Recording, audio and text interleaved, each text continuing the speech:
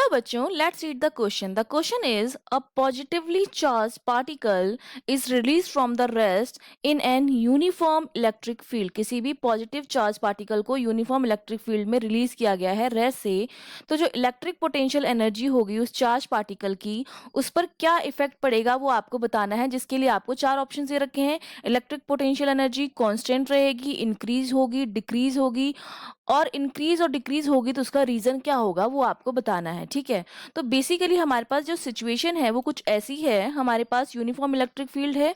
Uniform electric field का मतलब क्या है, हर पॉइंट पर इलेक्ट्रिक फील्ड जो क्या है सेम है, ये यूनिफॉर्म इलेक्ट्रिक फील्ड है। इसके अंदर हमारे पास कोई पॉजिटिव चार्ज पार्टिकल है, अगर और डायरेक्शन इलेक्ट्रिक फील्ड की ये है और चार्ज पार्टिकल पॉजिटिव है, इसका मतलब जो फोर्स लगेगा इसके ऊपर वो क्या लगेगा, इसकी डायरेक्शन में ही लगेगा। फोर्स की जो डायरेक्शन होगी वो इलेक्ट्रिक फील्ड की डायरेक्शन ही होगी, क्योंकि चार्ज पार्टिकल क्या है, पॉजिटिव है। दैट मीन्स ये कहाँ मूव करेगा, ये मूव करेगा अलोंग इलेक्ट्रिक फील्ड। क्यों? क्योंकि ये पॉजिटिव चार्ज पार्टिकल है और पॉजिटिव चार्ज पार्टिकल पर लगने वाले फोर्स की जो डायरेक्शन होती है वो इलेक्ट्रिक फील्ड की डायरेक्शन में ही होती है। दैट मीन्स ये मूव करेगा अलोंग द इलेक्ट्रिक फील्ड। अब हमको पता है कि इलेक्ट्रिक फील्ड जो होता है वो किस तरह से दिया जाता है। हम जानते हैं कि जो इलेक्ट्रिक फील्ड होता है that is equals to minus dv upon dx। ठीक है, जहां पर v पोटेंशियल है, x डिस्टेंस है। अब अगर पार्टिकल हमारा इलेक्ट्रिक फील्ड के अलोंग ही मूव कर रहा है, दैट मीन्स dx की वैल्यू तो हमारे पास क्या है, dx हमारा इंक्रीज हो रहा है। इंक्रीज हो रहा है दैट मीन्स इसकी वैल्यू क्या है, पॉजिटिव है।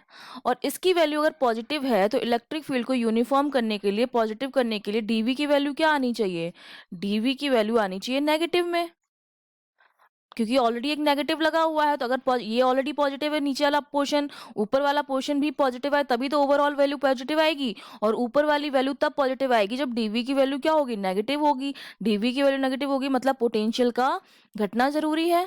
नेगेटिव का मतलब यही तो होगा कि डिक्रीज होना चाहिए, नेगेटिव होना चाहिए।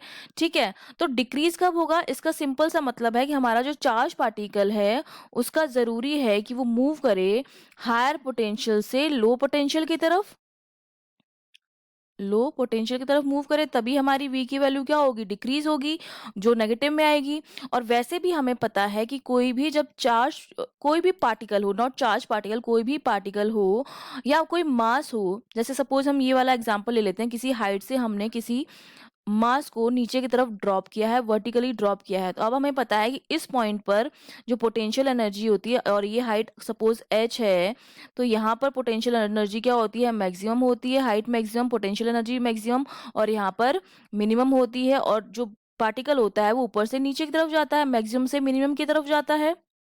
ठीक है, तो इसका मतलब हमारा जो पार्टिकल है, चार्ज पार्टिकल, वो हायर पोटेंशियल से लोअर पोटेंशियल की तरफ जा रहा है। इसका मतलब अगर पोटेंशियल डिक्रीज हो रहा है, अगर पोटेंशियल डिक्रीज होगा तो सिंपल सी बात है, जो पोटेंशियल एनर्जी होगी, पोटेंशियल क्या हो रहा है, डिक्रीज हो रहा है, डिक्रीज। तो जो पोटेंशियल एनर्जी होगी वो भी क्या होगी, पोटेंशियल एनर्जी भी क्या होगी, डिक्रीज होगी। और रीजन उसका क्या है, क्योंकि इलेक्ट्रिक फील्ड पॉजिटिव है। और इलेक्ट्रिक फील्ड पॉजिटिव क्यों आ रहा है, डीएक्स पॉजिटिव आ रहा है। डीएक्स क्यों पॉजिटिव आ रहा है, क्योंकि जो पार्टिकल है वो मूव कर रहा है इलेक्ट्रिक फील्ड की डायरेक्शन पे, जो फोर्स लग रहा है वो इलेक्ट्रिक फील्ड की डायरेक्शन में लग रहा है। तो वैल्यू जो होगी इलेक्ट्रिक पोटेंशियल एनर्जी की वो डिक्रीज होगी। और रीजन क्या आएगा, क्योंकि वो मूव कर रहा है अलोंग द इलेक्ट्रिक फील्ड। हम देख लेते हैं हमारे options. Option C, decrease because the charge moves along the electric field. C option is the correct option. Okay, I hope you understood well. All the best.